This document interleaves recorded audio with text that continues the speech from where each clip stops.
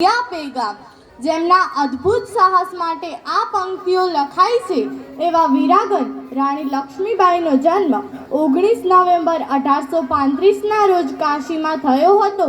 તેમનું મૂળ નામ મણિકર્ણિકા હતું, પરંતુ લાડમાં સૌ મનુ કહેતા. પિતા મોરપંથ અને માતા ભગીરથીબાઈની આ લાડલી આગળ જતા ભારતીય ઇતિહાસમાં ઝાંસીની રાણી તરીકે પ્રખ્યાત થઈ. બાળપણથી જ મનુને છોકરીઓની જેમ ઢીંગલા ઢીંગલીઓ સાથે રમવું ન ગમતું. તે છોકરાઓની જ રમત રમતી. બુદ્ધિ અને સાહસમાં પણ તે બધા બાળકો કરતાં ઘણી આગળ હતી. શિવાજી જેવા વીરોની કહાની મનુને ખૂબ જ પ્રેરણા આપતી. તું પણ શિવાજીની જેમ દેશની આઝાદી માટે લડી શકતી હોત તો? આવા વિચારો બાળપણથી જ મનુના મનમાં ધોળાયા કરતા.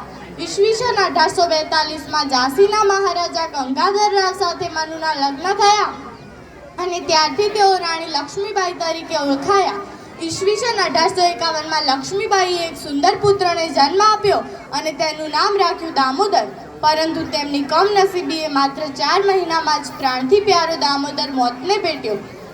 પુત્રના મૃત્યુ બાદ લક્ષ્મીબાઈ અને ગંગાધરરાવે એક પુત્ર દત્તક લીધો અને તેનું નામ પણ રાખ્યું દામોદર. થોડા સમય બાદ ગંભીર માંદગીને કારણે ગંગાધરરાવનું મૃત્યુ થયું અને નાની વયે જ લક્ષ્મીબાઈ વિધવા થયા. એક બાજુ હજુ પુત્ર